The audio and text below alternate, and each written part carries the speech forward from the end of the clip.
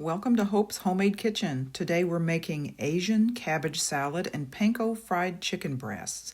Let's start with the salad.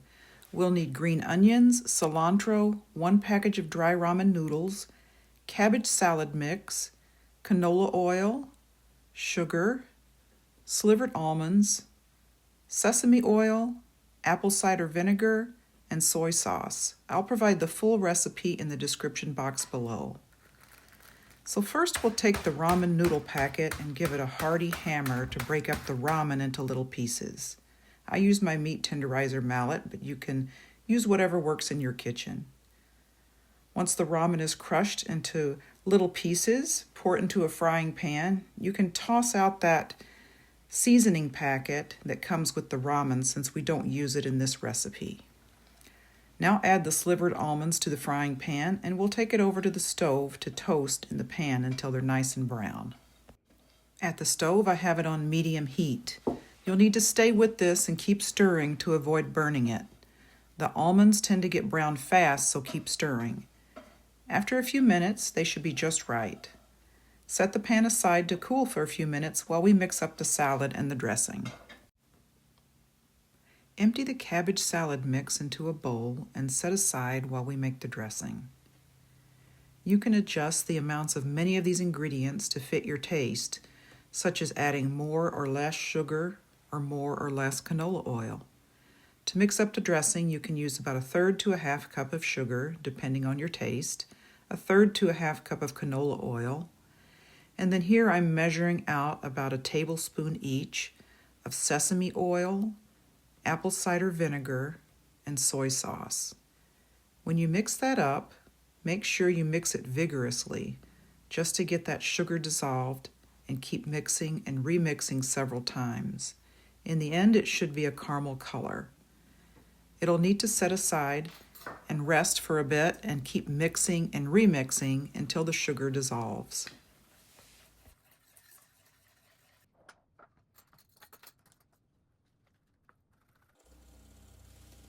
Next, I'm chopping up the green onions and cilantro to add them to the salad mix.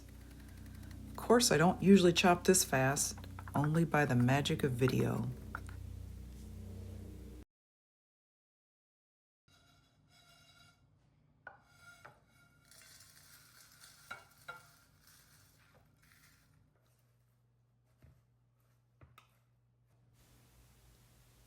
Next, we'll take the cooled, toasted ramen and almonds and mix them together with the salad and the dressing.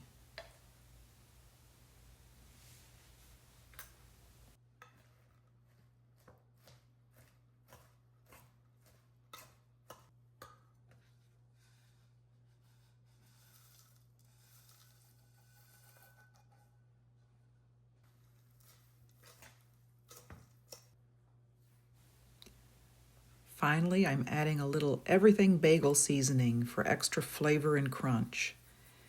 And now I'm getting ready for a taste test.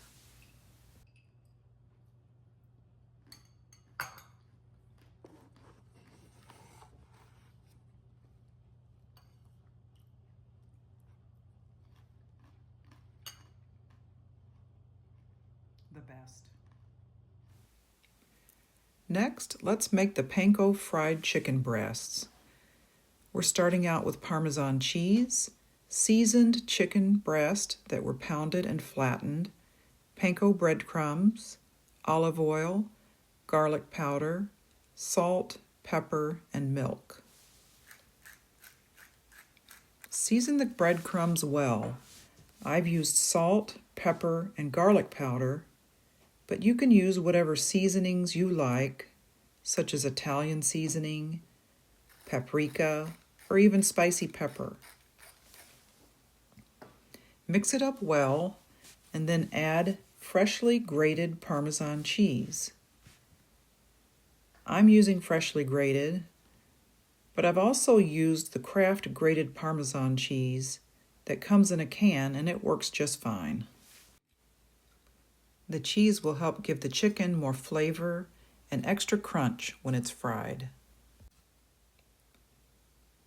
Next, dip the chicken breast in milk and drop them in the seasoned breadcrumbs. Make sure they're coated very well on both sides, and then set them aside for a few minutes before you fry them.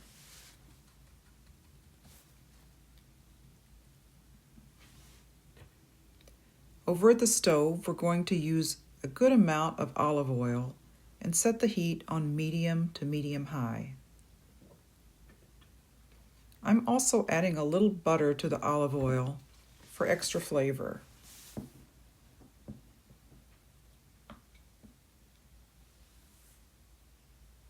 Once the butter is melted and the oil starts to shimmer a little bit, go ahead and transfer the chicken to the frying pan.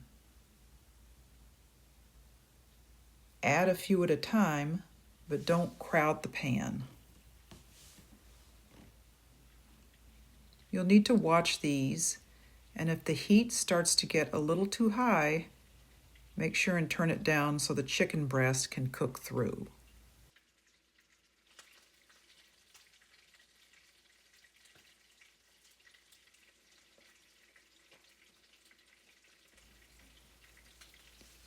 This recipe makes a lot of chicken, so of course you don't have to cook that much, but you could use fried chicken leftovers in many different ways.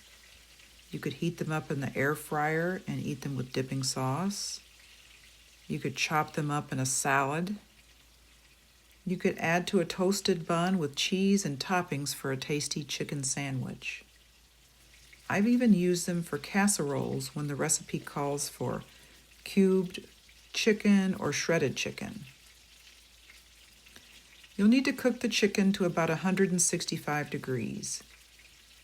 Yours may not be as thick as these, so just use your judgment and a meat thermometer until you know they are completely done all the way through. Of course, the smaller pieces will cook a little faster.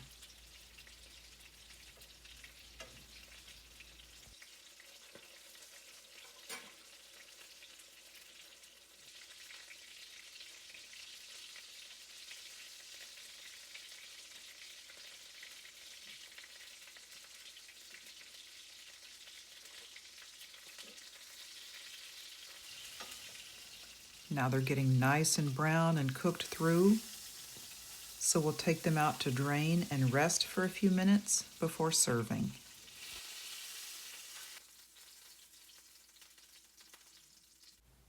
Here's our final product and the taste test. How's the Asian salad? 1 sec. Gotta finish the chicken.